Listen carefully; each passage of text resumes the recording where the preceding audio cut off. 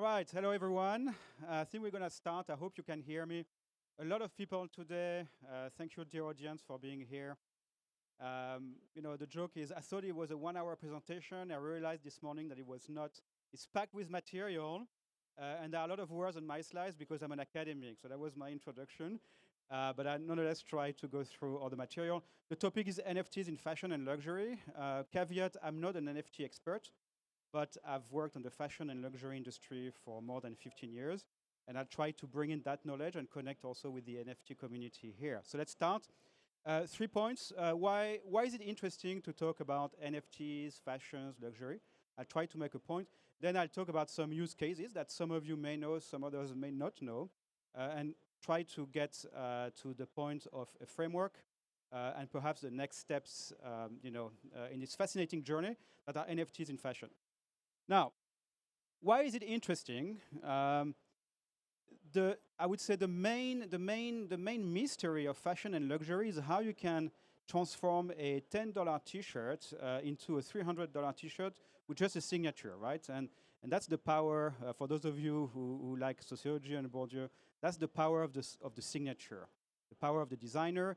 It's the same in the arts, where you have a sheet of paper and Damien Hirst is going to put his signature, and then suddenly it's worth 2,000. NFT is a little bit like this. It's mysterious. To be honest, it's really hard for people in the industry to understand what's going on, also for academics. But it's a piece of code. And in this piece of code that is some kind of a signature, you also have this mystery that transforms something that is just pixels into something that is high value. And I would say luxury, fashion, NFTs share that same mystery. And what I'm going to try to do is to shed some light on this. And also for me, talking to you is a way to understand what's going on, because it's really mysterious. Let's see what happens. Now, fashion, luxury. To be honest, I followed this industry for 15 years. I'm very, very surprised that now it's at the forefront of this revolution. It has a very complicated history with innovation. For those of you who are old enough to remember the early 2000s, anyway, probably it's little, there was this company called Boo.com, right? And they were trying to sell clothes online. And then everyone was mocking them, saying, who would buy fashion online? That's ridiculous. And here we are, like 20 years later, and we're all buying fashion online. If you look at luxury products, same thing. They haven't changed. If you look at Rolex watches, I don't know them firsthand because I don't own one, but they've been the same since the 50s. And brands are trying in watchmaking to tell us, they're very different. Look at the innovation and so on.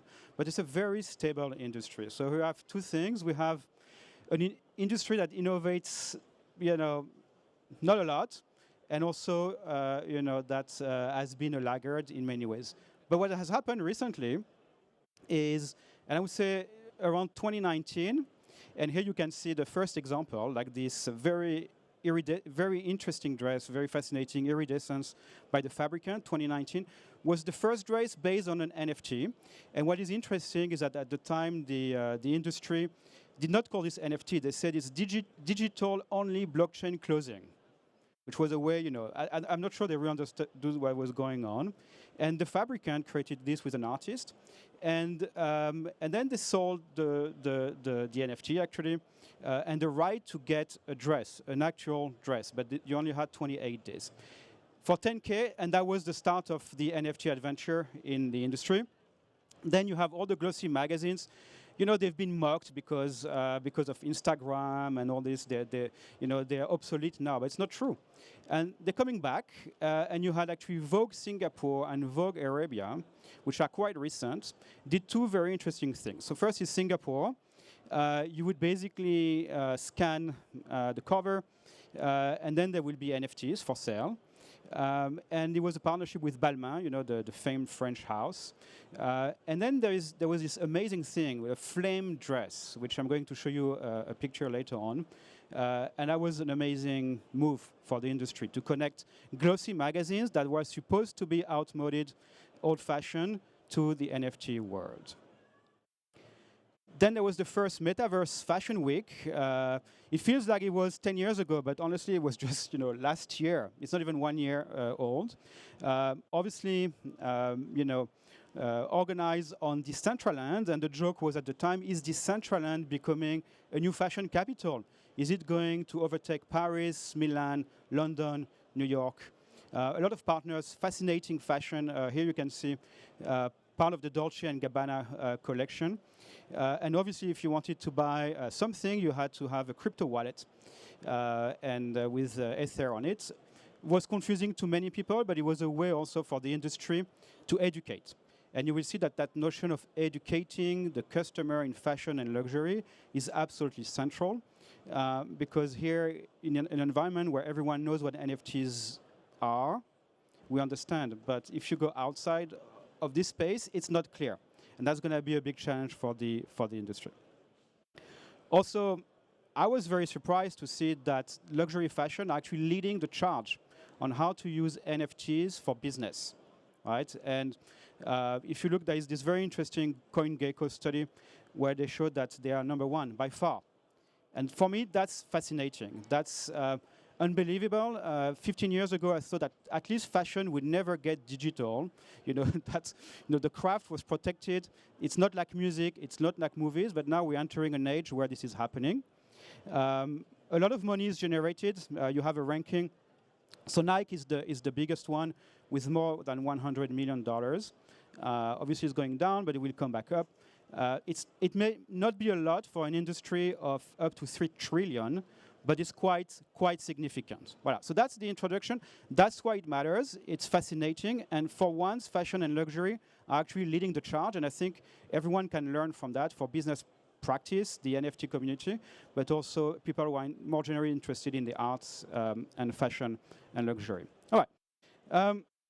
So I'm going to start now with a couple of examples, which are absolutely fascinating, and I'm going to draw also some conclusions. What do fashion and luxury brands do with NFTs? They do three things. One, they try to bring new customers in. What they call digital natives who have no idea what fashion and luxury is or why it matters, so bring them in. Try to reward traditional customers, who pay a lot of money for physical items, and try to explain to them what NFTs actually are. And the third one is increasing status and creativity. And we're going to look at those three. The first example, Prada, frankly amazing what they did. Perhaps some of you know that, the time capsule. So at first, it was an online initiative where they would basically, it was exclusive sales online, nothing to do with NFTs. It was already quite amazing to do this at the time. And then in 2022, they decided that they would give NFTs to those who bought these products, before. And then they would start coupling an NFT with a physical product. And that was a revolution in the industry. You get access to a community. You can go to special events, November 2022. You could go to the Prada Mode Dubai. And obviously, Damien Hirst was there, with an installation called Pharmacy, with the pills, which perhaps is a reference to the shape of the capsule. By the way, Damien Hirst is everywhere as far as NFTs are concerned. I mean, he's been changing the world of art for decades, and he keeps doing it, which is unbelievable. So 3 things. You bring new customers in from NFT to physical product, and you reward the faithful from physical product to NFT. You can check online the prices. One of the items is about $1,000, and as it happens, the NFT is about the same price at 0.8 ETH. Damien Hirst, again, asked the question, what is the relationship between NFTs and physical products? And what he did, he created 10,000 pieces of art. And he said, either you keep the NFT or you keep the real one, but we're going to burn the other one. And what is interesting, it was about 50-50, which means that 50% of the buyers were willing to keep the digital item rather than the physical one. And that raises the question, what is the link between NFT and physical? Other example, the Honey Socks. You would buy an NFT, they would destroy it, then you would get the product, then you would get another NFT. And then you have now new creations that are just NFTs. And the question is, how do you expand to the physical world? And the industry is thinking about all this. How do we connect? Are they digital twins? Are they separated? Are they integrated? Let's see what's going on. Here, Damien Hirst actually burning the physical object, saying that value in art is complicated, but is showing how it is created, through the act of burning. So destroying the physical object is going to give value to the NFT. And if you go to OpenSea, you will see that, in fact, you can actually still buy a lot of his art pieces, which are now digital. All this is what we call the luxurification of NFTs.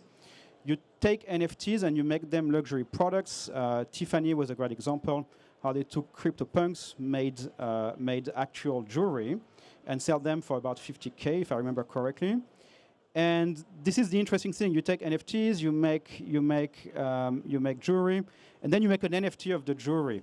And someone said it's like a luxury Ouroboros, like this snake, infinite snake. And this is probably where the industry is going, like rotating, taking something from the NFT, the creativity, and bringing it back to the NFT world. Great example, Gucci, also very familiar. Well, you probably all know this, but the Gucci experience, the sandbox, which is a way to gamify, to make the experience better for everyone. And to boot, you can also make money, which is fun, which probably is going to motivate a lot of people to use the sandbox. Last example is Balmain, very creative collaboration with Barbie, and everyone is getting status, and you see that's the objective. Barbie, Mattel, they're getting status. Balmain is getting status, showing how creative they are. In fact, they created no Barbie clothes like actual size. It was, you can see here, it's for the doll. But they created a derived fashion line, which, again, $300 T-shirt. So it's a nice premium. It's a nice margin as well. Here's the flame dress I mentioned. And for Olivier Rousteing and Balmain, it was really a way to show that with NFTs, with digital art, you can finally explore something new. And that was a major issue for the industry and many industries, creative industries, is the death of creativity. I mean, you may not be aware of this, but it's a big fear because it seems that creativity is going down. And as it happens, NFTs are bringing this up. And that's quite amazing. You would never see that in real life. What is happening here is NFTs, they help designers and artists monetize what they're doing versus regular digital art. And that motivates everyone. And that's absolutely a fantastic move. Digital art alone is not enough. You need the NFTs. Voilà. So now that I've showed these examples, and I know there are a lot, and honestly, if you start looking at this, it's very deep. What is happening right now is super deep. And I would like to take a high-level perspective. What do they mean? What do these NFTs mean for fashion and luxury? And I would say we have to think about style and status, which are the two things that really matter in the industry. Who you are, your identity, but also how people perceive you, right? Your prestige, which matters for price premium and making profit. And when you think about what is going on around you, as a brand, you need to identify the trends. And NFTs help you do this.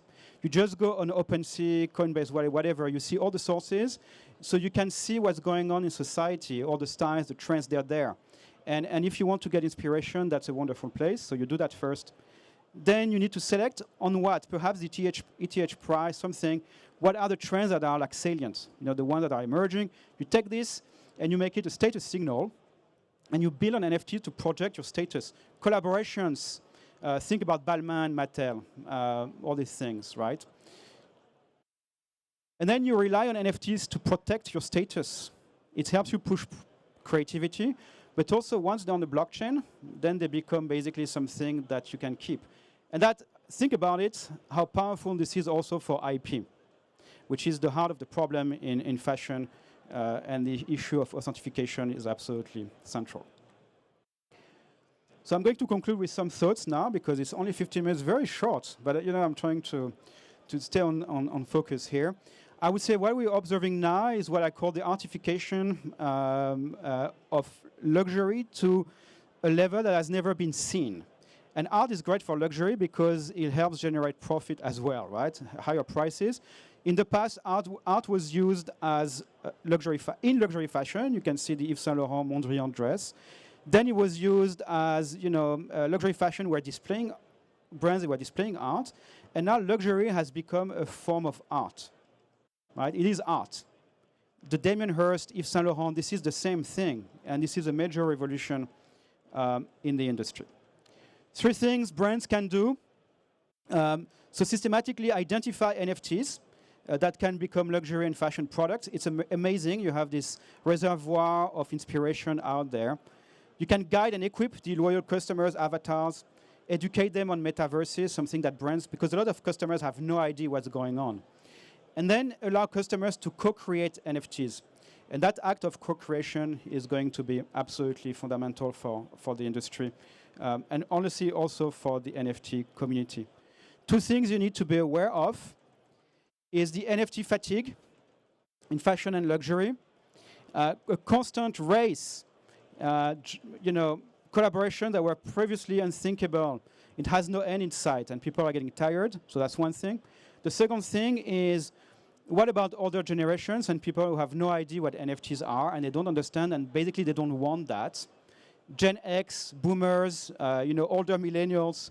I want a Burberry trench because it is durable and stylish.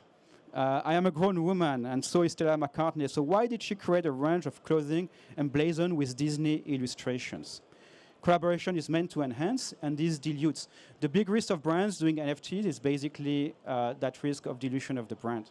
And I think I have to close now, right? Okay, so we won't have time for questions, sadly, but if I'm staying here, if you want to talk with me, I'm more than happy to do this, always nice. Ideas, feedback, suggestions, and hopefully we're seeing now the beginning of a new era in fashion and luxury, which is the era of NFTs. Thank you very much. Have a good day.